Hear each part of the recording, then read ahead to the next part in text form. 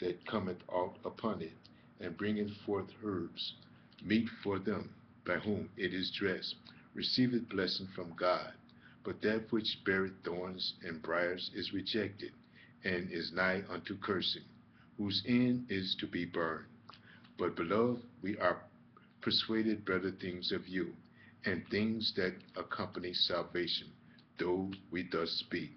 For God is not unrighteous to forget your work and labor of love, which ye have shewed toward his name, in that ye have ministered unto the saints, and do minister. And we desire that every one of you do show the same diligence to the full assurance of hope unto the end, that ye be not slothful, but followers of them who, through faith and patience, inherit the promise. For when God made promise to Abraham, because he could swear by no greater, he sware by himself, saying, Surely and blessing I will bless thee, and multiplying I will multiply thee. And so after he had patiently endured, he obtained the promise.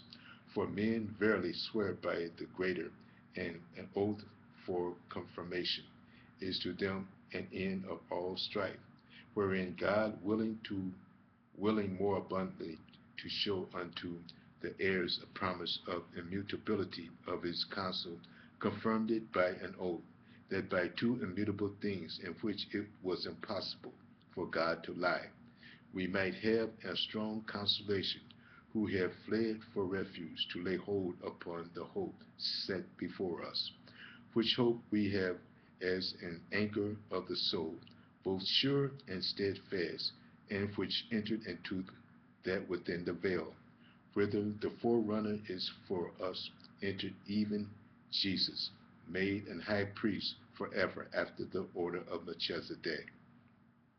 Moving on to the 7th chapter of Hebrews, starting at the first verse.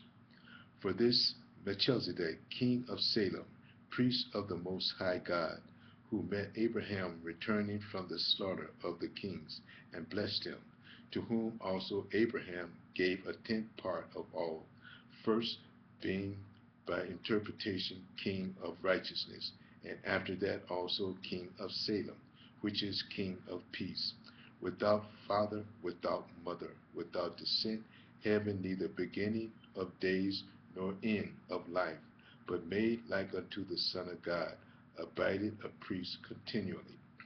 Now consider how great this man was, unto whom even the patriarch Abraham gave the tenth of the spoils. And verily, they that are of the son of Levi, who received the office of the priesthood, have a commandment to take tithes of the people, according to the law that is of their brethren, though they come out of the loins of Abraham. But he whose descent is not counted for, but he whose descent is not counted from them received tithes of Abraham, and blessed him that had the promise. And with all contradiction, the less is blessed of the better. And here men that die receive tithes, but there he receiveth them, of whom it is witness that he liveth. And as I may so say, Levi also, who received tithes, paid tithes in Abraham, for he was yet in his loins of his father when Melchizedek met him. If therefore perfection were by the Levitical priesthood, for under it the people received the law, what further need was there that another priest should rise after the order of Melchizedek, and not be called after the order of Aaron? For the priesthood being changed, there is made of necessity a change also of the law. For he of whom these things are spoken pertained to another tribe, of which no man gave attendance at the altar. For it is evident that our Lord sprang out of Judah, of which tribe Moses spake nothing concerning priesthood. And it is yet far more evident, for that after the similitude of Melchizedek there arise another priest, who is made not after the law of a carnal commandment, but after the power of an endless life. For he testified, Thou art a priest forever, after the order of Melchizedek. For there is verily a discerning of the commandment, going before the weakness, gone before for the weakness and unprofitableness thereof. For the law made nothing perfect, but the bringing in of a better hope did, by the which we draw nigh unto God. And inasmuch as not without an oath he was made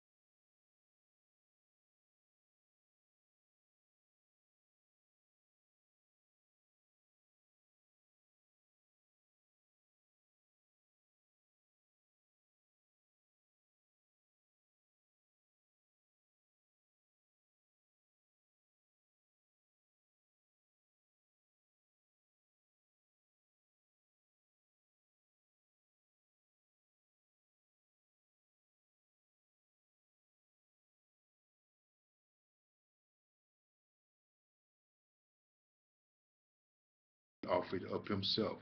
For the law maketh men high priests, which have infirmities, but the word of the oath which was since the law maketh the Son who is consecrated for evermore. Moving on to the 8th chapter of Hebrews, starting at the first verse. Now of the things which we have spoken, this is the sum. We have such a high priest who is set on the right hand of the throne of the majesty in heavens, a minister of the sanctuary and of the true tabernacle, which the Lord pitched and not man. For every high priest is ordained to offer gifts and sacrifices, wherefore it is of necessity that this man have somewhat also to offer. For if he were on earth, he should not be a priest, seeing that there are priests that offer gifts according to the law, who serve unto the example and shadow of heavenly things, as Moses was admonished of God when he was about to make the tabernacle. For see, said he, that thou makest all things according to the pattern showed thee in the mount. But now hath he obtained a more excellent ministry, by how much also he is the mediator of a better covenant, which was established upon better promises. For if that first covenant had been faultless, then should no place have been sought for the second. For finding fault with them, he said, Behold, the days come, said the Lord, when I will make a new covenant with the house of Israel and with the house of Judah, not according to the covenant that I made with their fathers in the day when I took them by the hand and led them out of the land of Egypt, because they continued not in my covenant, and I regarded them not, said the Lord. For this is the covenant that I will make with the house of Israel. After those days, said the Lord, I will put my laws into their mind and write them in their hearts, and I will be to them a God, and they shall be to me a people.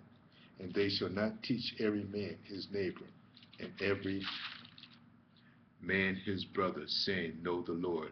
For all shall know me, from the least to the greatest. For I will be merciful to their unrighteousness, and their sins and their iniquities will I remember no more. In that he said, A new covenant he hath made, the first old, now that which is decayed and waxed old is ready to vanish away. I'm going to stop here and start part 409. View